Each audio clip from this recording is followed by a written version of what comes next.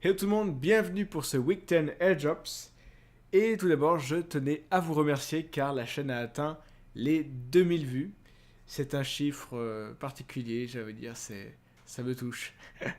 Ça me touche et ça continue. Et encore une fois, je le précise, comme j'avais pu le dire sur Twitter et déjà sur YouTube, ce n'est que le début de l'aventure blockchain. Revenons-en à nos moutons, revenons-en à cette semaine. Et tout d'abord, avec les projets qui ont pris fin. Donc, en tout cas, qui ont pris fin, la période d'enregistrement aux airdrops qui a pris fin pour DAC, AIDA, Hurrify, Moxie One, Phi, Patron et Hadabank.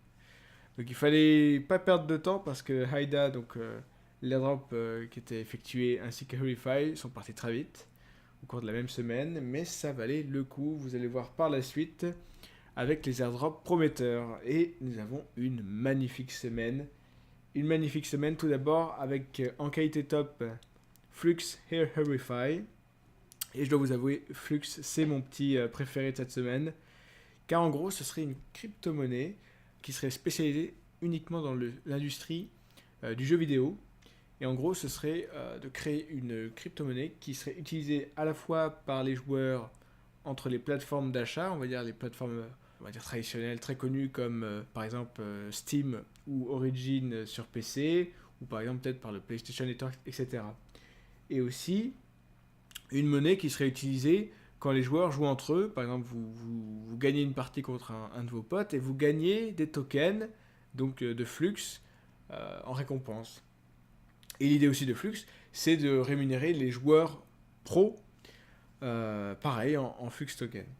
Donc, ce serait vraiment donc, le but de Flux, c'est de, on va dire, envahir l'industrie du jeu vidéo et vraiment de décentraliser ça, des monnaies, on va dire, traditionnelles, des monnaies fiat, en faisant vraiment une monnaie euh, pour les jeux vidéo uniquement, et vraiment juste intra-joueur, intra-plateforme, au vu de la taille du projet et des retours de la part des investisseurs des crypto-monnaies qui en ressortent, ça a l'air d'être très très lourd. Et Hurry5, qui est un projet de blockchain uniquement dédié à l'Internet des objets, qui en gros permettrait à des ingénieurs ou des entreprises de s'échanger des ressources ou des services pour l'Internet des objets, donc IoT, Internet of Things. Donc c'est un projet assez similaire à IOTA, très sérieux, très reconnu par la communauté, qui a été vérifié notamment par le site ICO Bench. Ça a l'air d'être un très beau projet. Pour le potentiel avéré, nous avons Una et AIDA. Una qui propose des solutions pour le secteur des ressources humaines en utilisant la blockchain. C'est-à-dire que, un peu comme LinkedIn, où vous avez d'un côté des demandeurs d'emploi et des entreprises qui recherchent des employés, et bien à ce moment-là, en fait, sur Una, vous créez votre profil de candidat et derrière les entreprises, créez des offres, ou en tout cas le profil de candidat qu'elles souhaiteraient. Et via un certain algorithme que détermine Una, les employeurs ont ainsi une liste des employés modèles qui seraient à leur disposition. Donc ce serait novateur, ce serait un LinkedIn 2.0 ou en tout cas un LinkedIn sur la blockchain. Donc assez intéressant puisque ça enlèverait une énorme charge de travail en tout cas aux personnes qui travaillent dans les ressources humaines. Et d'un autre côté, ça permettrait aux candidats de rechercher potentiellement des emplois qui leur correspondent beaucoup plus. Un très beau projet, encore une fois, à surveiller. Pour le projet AIDA, donc c'est un projet qui vise à utiliser la blockchain simplement pour des solutions de logistique. Donc c'est un projet qui est là depuis assez longtemps, hein, qui est là depuis décembre déjà, qui a largement fait parler de lui, avec une équipe très sérieuse, une whitelist serrée et un white paper précis.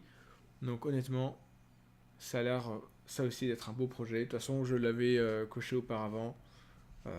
AIDA à suivre encore une fois. Et les potentiels en vue, les fameux projets qui, on va dire, peuvent parfois avoir un petit grain de folie en eux, mais qu'il faut quand même surveiller parce qu'on ne sait jamais. Il y a Pebble et Datarium. Alors pour faire simple, Datarium, je casse le suspense tout de suite. Vous allez être surpris, c'est une blockchain pour votre data. Et oui, incroyable. Et oui, possédez votre data. Donc on a déjà vu des projets similaires. Encore une fois, ça a l'air sérieux. Le site est sérieux. L'équipe a l'air complète, les profils ont été vérifiés. Donc à suivre. Encore une fois, comme j'ai pu le répéter dans une précédente vidéo, beaucoup de projets se ressemblent. Lequel réussira, ça, je ne peux malheureusement pas lire dans la boule de cristal. Pour Peeble, c'est un projet encore une fois particulier puisque c'est en gros une sorte de base d'images. Vous savez, les fameuses bases qui possèdent des images, etc. que vous ne pouvez malheureusement pas utiliser parce qu'il y a le nom de cette fameuse base d'images dessus. Eh bien, ça sera peut-être Peeble par la suite parce qu'ils proposent de créer, tout simplement, ils ne veulent pas appeler ça une base d'image, mais en gros, c'est le principe de base d'image adapté à la blockchain. C'est-à-dire qu'il n'y aurait pas de restriction d'un point de vue de la géolocalisation. Donc, à voir, c'est assez intéressant, c'est-à-dire que je suis un artiste particulier, je fais une œuvre et j'aimerais être rémunéré pour l'avoir fait. Je peux la mettre sur la base d'images, enfin la base, on va dire la base de données partagée de Peeble. Et dès que quelqu'un veut utiliser cette image, il me rémunère, en passant évidemment via le site de Peeble. C'est quelque chose qui avait été, à mon avis, abordé déjà avec le projet de Encore, si je me rappelle bien, qui s'attaquait au domaine des droits d'auteur, etc. Donc quelque chose d'assez complexe. Là au moins Peeble vise moins large en s'attaquant uniquement à la partie base d'image. Donc un projet qui à mon avis a plus de chances d'aboutir que Encore. Et pour cette semaine, au niveau des airdrops reçus, eh bien c'est une belle semaine, c'est une magnifique semaine puisque nous avons déjà sur le compte entreprise les airdrops de Flux, Peeble, Una et AIDA. Ou en tout cas on connaît le nombre de tokens et on sait que nous allons les recevoir. Et pour le wallet ERC20, eh bien vous avez dû recevoir les tokens de Hurify, donc qui a été très rapide, hein. Vous faites l'airdrop la semaine, vous les recevez la même semaine. Haven, que nous avons enfin reçu, et STB Chain. Donc Haven qui a déjà une bonne petite valeur, mais voilà, encore en cette période morose, je vous déconseille de vendre. En tout cas, c'est mon conseil personnel, ce serait dommage, c'est un petit peu comme vendre en période de baisse, hein, donc c'est pas très glorieux.